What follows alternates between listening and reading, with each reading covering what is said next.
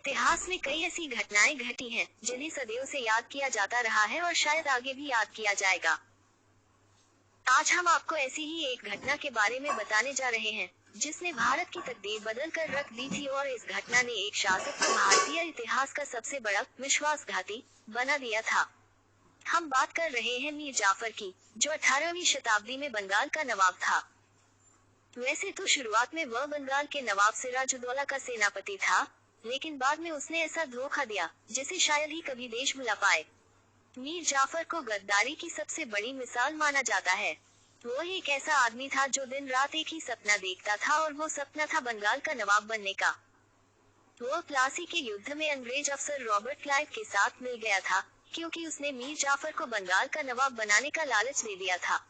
इस घटना को भारत में ब्रिटिश राज की स्थापना की शुरुआत माना जाता है। मीर जाफर की वजह से ही नवाब सिराजुद्दौला की जान गई थी और अंग्रेजों ने अपने पैर भारत में जमाए थे। पश्चिम बंगाल के मुर्शिदाबाद के लागबाग इलाके में एक हवेली है जिसे मीर जाफर की हवेली माना जाता है। मीर जाफर की गद्दारी की वजह से ही इस हवेली को नमक हराम ड्योढ़ी कहा जाता है। मीर जाफर की इसी हवेली में उसके बेटे मीर मीरन ने नवाब सिराजुद्दौला को जान से मारने का हुक्म दिया था। जुलाई 1757 को उन्हें इसी नमक हराम ड्योढ़ी में फांसी पर लटकाया गया था और अगले दिन उनकी लाश को हाथी पर चढ़ाकर पूरे मुर्शिदाबाद में घुमाया गया था। आज ये ड्योढ़ी एक खंडहर बनकर रह गई है।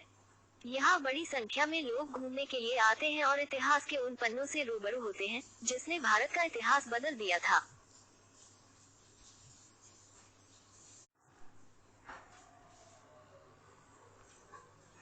इतिहास में कई ऐसी घटनाएं घटी हैं जिन्हें